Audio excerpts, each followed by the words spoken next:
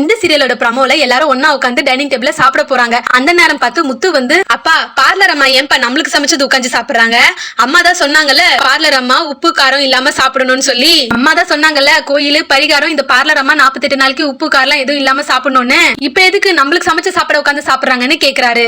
அதுக்கு அண்ணாமலையும், ஆமால விஜயா நீ தான் சொன்னல ரோகிணி 48 நாளைக்கு உப்பு காரம் சாப்பிடக்கூடாதுன்னு, அதுவும் அவ கையாலேயே சமைச்சு அவ சாப்பிடணும் தானே சொன்னா, இப்ப எதுக்கு டைனிங் டேபிள் உட்காந்து சாப்பிடுறான்னு கேட்க போறாரு. உடனே விஜயா இருந்துகிட்டு, ஆமால நானும் மறந்தே போயிட்டேன், ஞாபகம் இல்லாம ரோகிணி உட்காந்து சாப்பிடுன்னு சொல்லிட்டேன். ரோகிணி நீ ஏஞ்சி போய் உனக்கு என்ன தேவையோ நீயே சமைச்சு சாப்பிடு, அப்புறம் சாப்பாட்டுல மறந்து போய் கூட உப்பு போட்டுறாத சொல்லிட்டேன். என்ன நான் சொல்ல அப்படியே உட்காந்து பேந்த முடிச்சிட்டு இருக்க, ஏஞ்சி போ ரோகிணின்னு விஜயா சொல்ல போறாங்க. இன்னொரு பக்கம் நம்ம மீனாவை பார்த்து, மீனா ரோகிணி தெரியாதனமா சாப்பாட்டுல உப்பு போட்டுக்க போறா, நீ என்ன பண்ற உப்பு டப்பாவை எடுத்து ஒளிச்சு வைன்னு சொல்ல போறாங்க. நம்ம ரோகிணி புலம்பிக்கிட்டே, சே காலையில பரிகாரம் பண்ணது வேற உடம்பெல்லாம் டயர்டா இருக்கு, இதுல நம்மளே சமைச்சு வேற சாப்பிடணுமா, அதுலயும் இந்த உப்பு டப்பாவை எடுத்து ஒளிச்சு வைக்க சொல்றாங்க, ஐயோ நான் எப்படி சமைச்சு சாப்பிட போறேன்னு எனக்கே புரியலன்னு புலம்ப போறாங்க. ரோகிணி இந்த 48 நாள் விரதத்தை சக்சஸ்ஃபுல்லா முடிக்க போறாங்களா, இல்ல விஜயாவோட டார்ச்சர் தாங்க முடியாம எனக்கு அப்பான்னு ஒருத்தர் இல்லவே இல்லன்னு சொல்ல போறாங்களான்னு பொறுத்திருந்து பார்க்கலாம். இது போன்ற பல சுவாரஸ்யமான நிகழ்ச்சிகளுக்கு நியூ லைன் சினிமா சப்ஸ்கிரைப் பண்ணுங்க. தேங்க்யூ.